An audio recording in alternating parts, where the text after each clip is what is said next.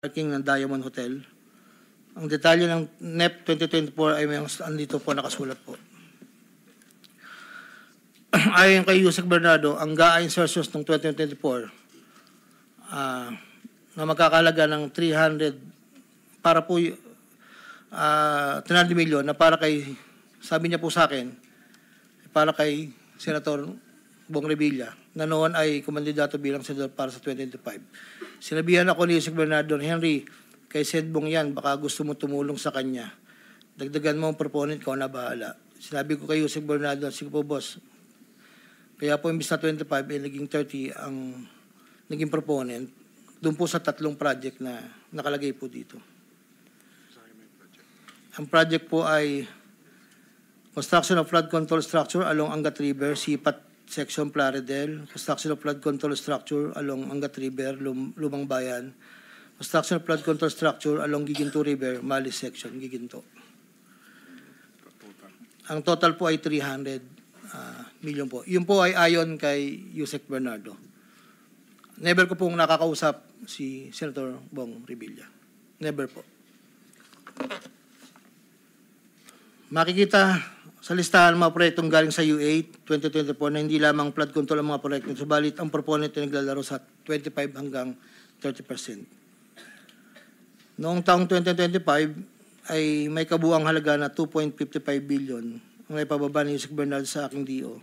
Tulad ng mga nakaraang taon, ang proponent ay natiling 25% sa kabuang halaga ng pondo na ibaba ni Yusek Bernardo sa aking DO. Ang detalye ng proyekto ay nandito po. Marami po ito.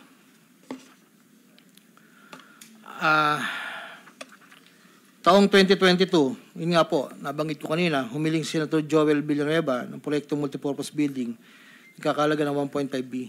Sa halagang 1.5B ay 600 million lamang ang napagbigyan na pondo para sa multipurpose building. Hindi ito napagbigyan, kaya napilitan kaming gumawa ng paraan ni Yusek Bernardo. Hindi humingi ng partikular na proyekto o porsyento si Senator Joel, pero inutos ni Yusek Bernardo na bigyan na lamang ng proyekto na may katumbas na 150 million na proponent.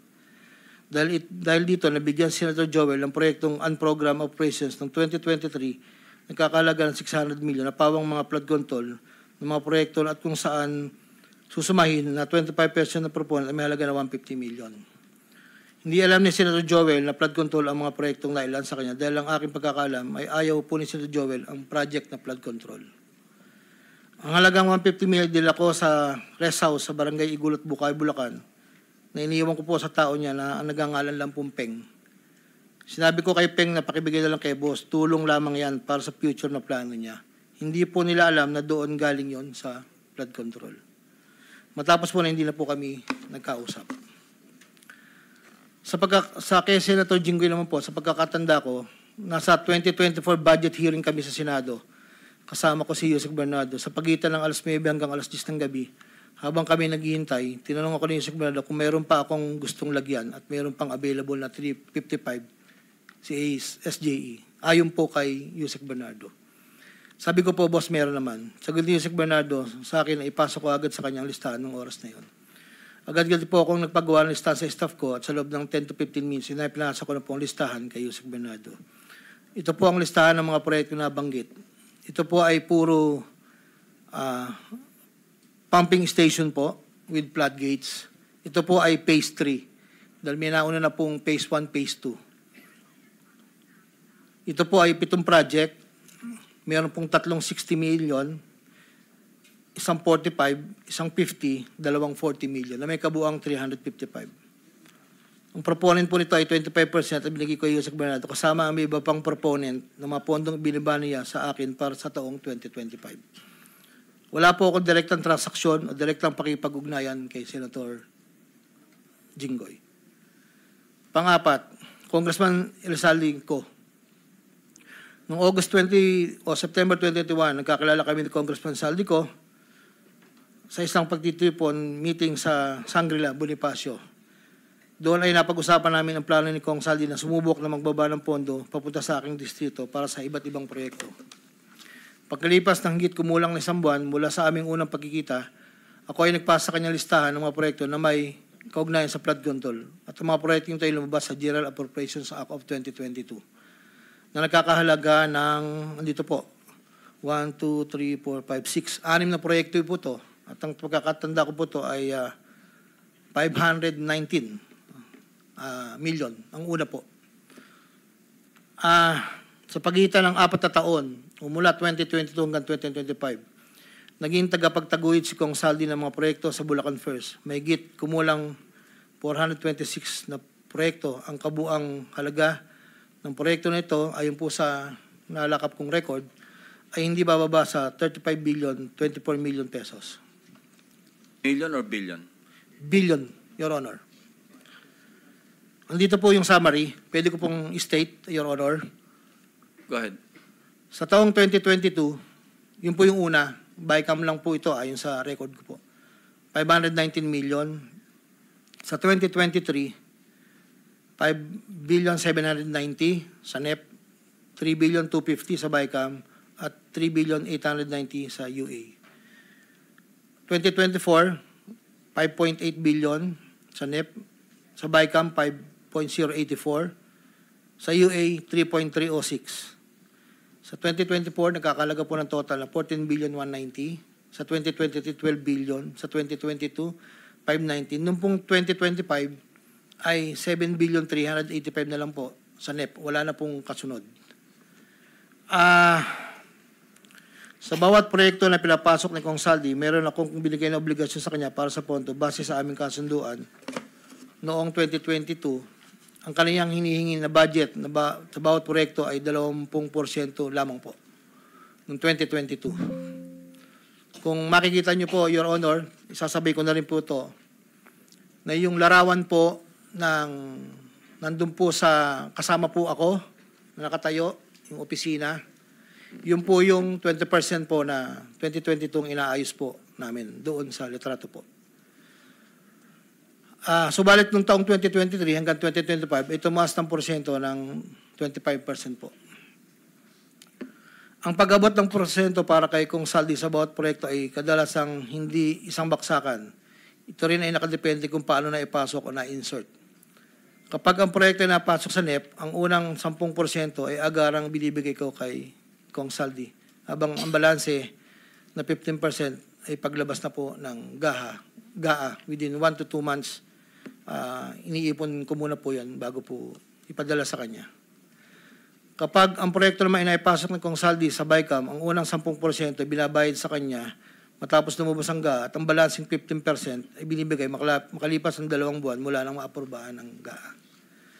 Pero kapag proyekto ay naipasok gamit ang UA, ang 5% ay agarang iniipon ko pat ibinibigay kay Kong Saldi. Ang pambayad para kay Kong Saldi ay nanggaling sa mga advances mula sa kontratista, pero hindi na alam ng mga kontratista kung para kanino ang advance na yon. Ang pera na nakalaan para kay Kong Saldi ay dinadala sa akin. Ako naman po ang nagdadala o naghahatid na hinihinging porsyento ni Kong Saldi sa iba't ibang tao niya.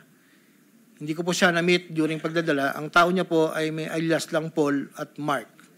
Dahil sila po yung nag-message po sa akin through Viber, disappearing message po iyon, na doon ko po dadalhin.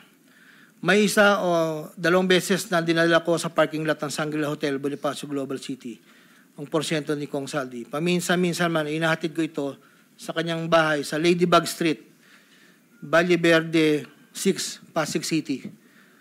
Mula Ortigas po, kakaliwa ka, stoplight, may gate ka kanan, kakaliwa ka kanan, makikita na po yung bahay.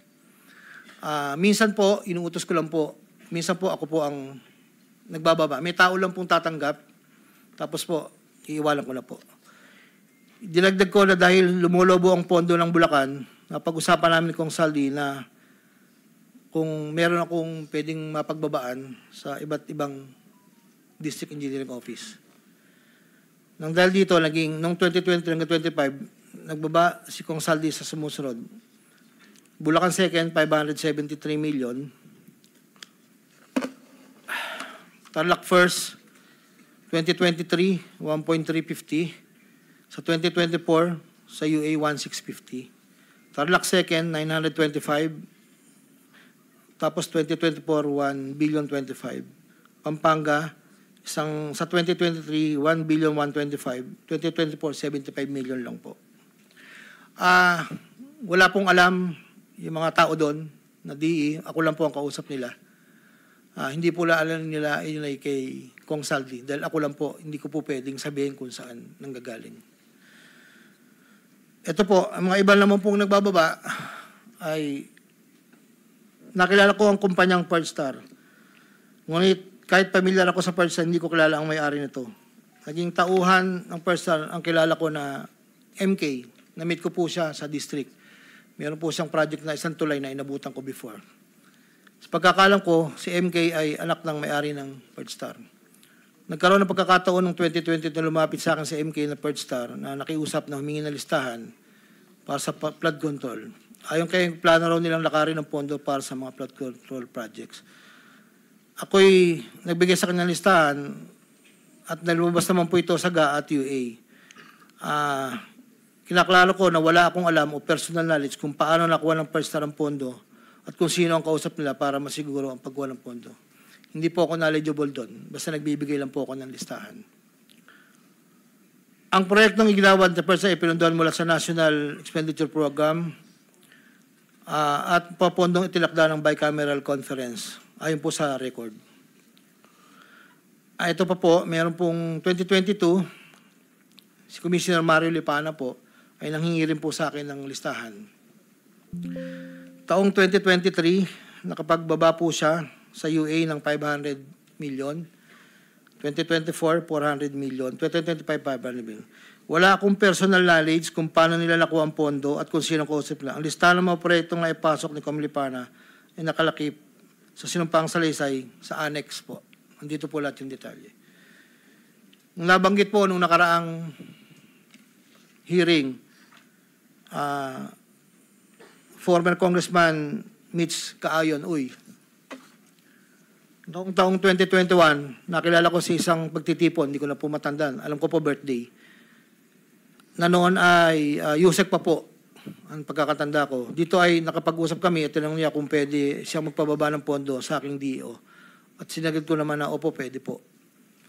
Unong taong 2022, nakapagbaba ng halagang 411 million sa GAA si Yusek Mitch na may usapan kami na may gastos na 10% lang po.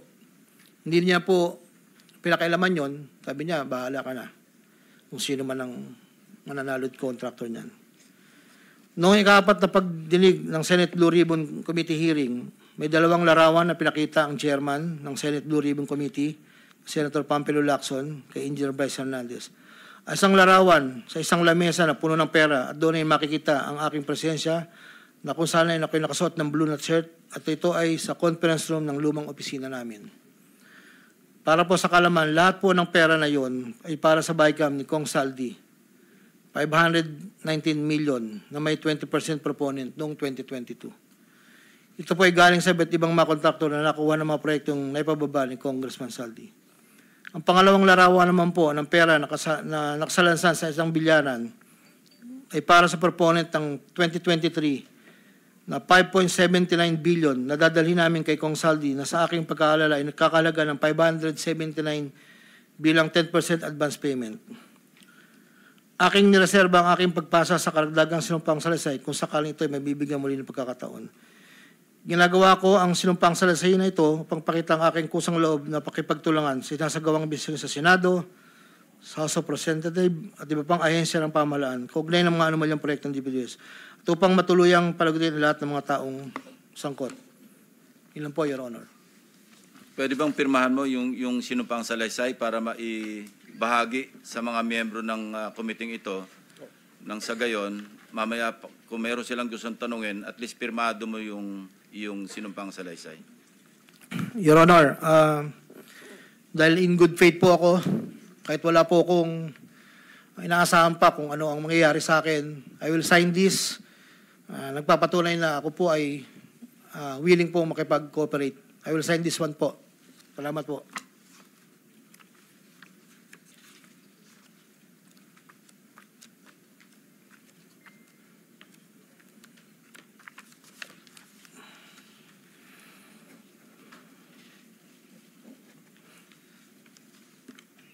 While he is signing, Secretary Remulla, I understand you have a manifestation to make before the committee.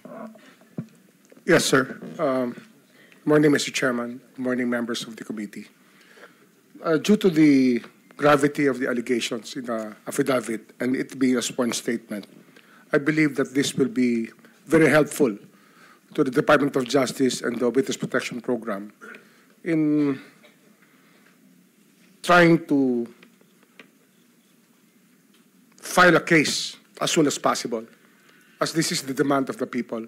This is what the people of the Philippines want. So in that regard, Mr. Chairman, I hope that I will be allowed to bring Mr. Alcantara to the DOJ this morning so that we can evaluate his affidavit in full, given all the annexes, and that we can also ask him to sign certain documents that may be necessary to pursue the malefactors mentioned in his affidavit. That is our request, Mr. Chairman. On condition that you have to bring him back after lunch, so the members of the committee may also propound questions. No? Yes, sir. We will bring him up. We bring him back by 1:30 to 2 o'clock, sir. In the meantime, they can read the affidavit, the signed affidavit, so they can prepare their questions later. Yes, sir. Any objection? Hearing none, so the manifestation or the request of the Secretary of Justice is hereby approved or granted.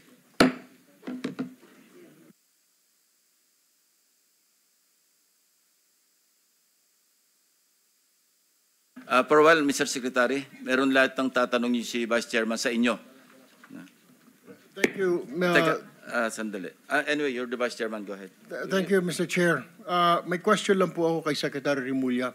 Mr. Chair, yung pong sinasabi na widespread according to ICI, yung Independent Commission for Infrastructure, na meron daw po empleyado ng DPWs na pinagsisira po yung mga dokumento. Ito po ay parang itinatago, Mr. Chair. Ang tanong ko po kay Secretary, ito po ba ay makakasuhan na rin ngayon dahil mukhang malinaw pa sa sikat ng araw na may tinatago, removal, concealment at destruction po ng mga documents, Mr. Chair? Yes, sir. We can file the cases immediately. So, marami po yata ang violation nito, Mr. Chair. One last question for the Secretary. Falsification din po ng public officer or employee under Article 171, violation of PD 1829, at saka violation of Republic Act 9470. So lahat po ito, ikakarga po ito. Pwede po ikarga. Depende po sa facts of the case lang, sa mga allegations natin at sa ating ebidensya. Na-identify nyo na rin, Mr. Chair, nasabi na po ba sa inyo ng ICI kung sino pong tao na ito? Hindi pa ho, ang ICI po kahapon lang kami nagsimula makipag-usap sa kanila. Pero in due time po, tomorrow po ako mag-a-appear sa ICI. Maraming salamat po, Mr. Chair. Interjection, Mr. Chair, with the indulgence of the Yes, Vice please. Chair. Salamat, Mr. Chair. Kay Secretary Remulla, sir, sa pagkakaalam po ng DOJ, meron po bang mataas na tao na nag-utos sa itong report ng widespread destruction ng mga dokumento kaugnay nung iniimbestiga ng Blue Ribbon Committee? Wala pa ho kami nakukuha na pero iniimbestigahan ho ng NBI yan. Salamat, Sec. And may mga crucial documents ba na nawala na sa atin, both sa department at sa Blue Ribbon? Usually ho, redundant naman ang documents eh. Redundant yan. So I think that we can still establish those documents, at least the duplicates of the documents will still appear. Asahan po natin na may copies pa, may duplicates pa. Yes, sir. Salamat, Secretary. Salamat po, Mr. Chair at Vice. Meron din akong gusto i-clarify kay Secretary Remulla. Hindi po limitado kay Henry Alcantara ang inyong pagkonsidera, at least pag-consider, na may maipasok pa sa program, hindi po ba? Hindi po. It's not limited to him. As the hearings go on, we will evaluate everybody and the value of the evidence that they can present. At saka syempre po yung vantage point kung sino talaga makakapagturo sa mga salarin, kung ika nga. So pwede rin pong matanggap sa Witness Protection Program ang mag-asamo Diskaya, pwede rin si Bryce Hernandez, as maski sino sa mga resource persons natin, depende sa inyong evaluation. Opo. At sa ngayon po, we can, if they apply, we can consider them protected witnesses already. Pwede na namin bigyan ng security ang mga nag-a-apply. Ang kailangan lang po dito talaga, yung evaluation as state witness. Malaki yung pagkakaiba ng dalawa. Maraming salamat po Mr. sa Chair. inyong pagpapaliwanag. Mr. Chair.